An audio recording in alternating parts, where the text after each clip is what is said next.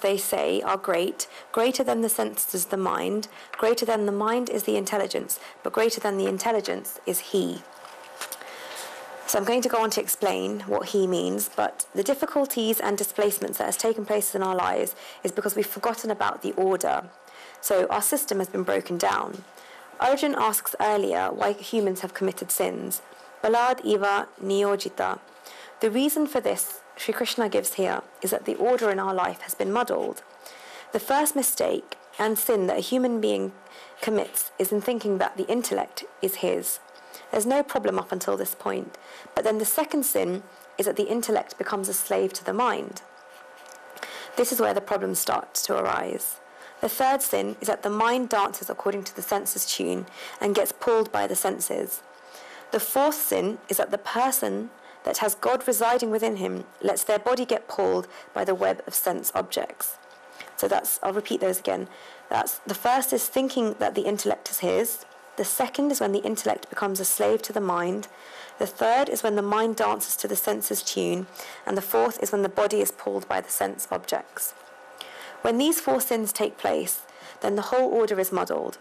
Sri Krishna shows us in this verse what the right system actually is. He says that the senses are not actually useless and we shouldn't forget them.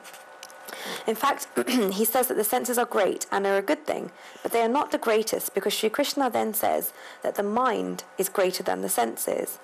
Even the mind is not the greatest because Sri Krishna says that the intellect is greater than the mind. And greater than the intellect is the soul. The soul is the greatest of them all.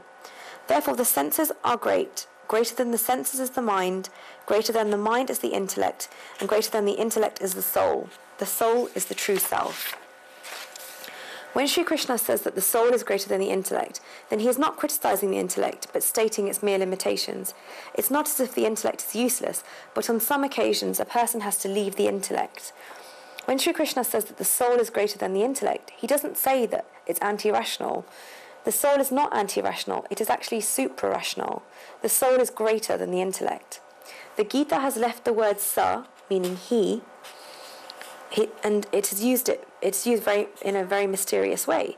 Sri Krishna has not said the soul, so it may make us wonder, what does he mean by the word he? Who is he? He has said that he is greater than the intellect, therefore what is this thing? There have been two different views on this in the commentaries in the Gita.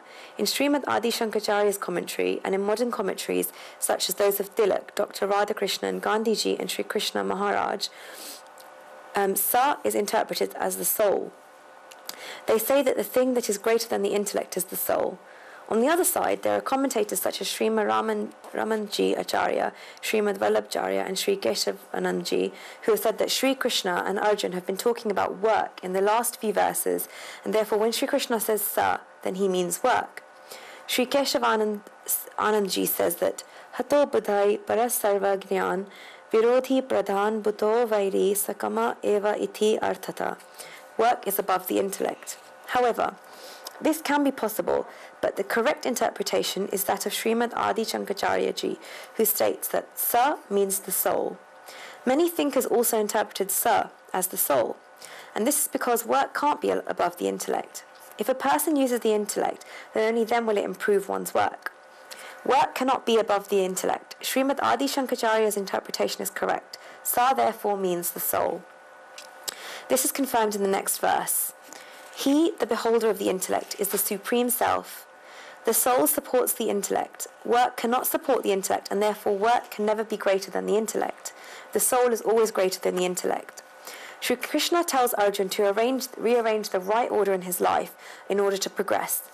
Once he does this, in a format of the apartments of 4 flats, then the 4 families can live together in peace and cooperation. Therefore, the order is the senses at the bottom, the intellect above, the mind, and then the soul. So senses, intellect, mind, soul. The senses will be on the ground floor, the mind will be on the first floor, the intellect will be on the second floor, and the soul will be on the top floor because it's the greatest out of them all. Arjun must understand this because if the different families creep into each other's neighborhoods' houses, then there will be total mayhem and disorder in the building. Now we move on to the last verse.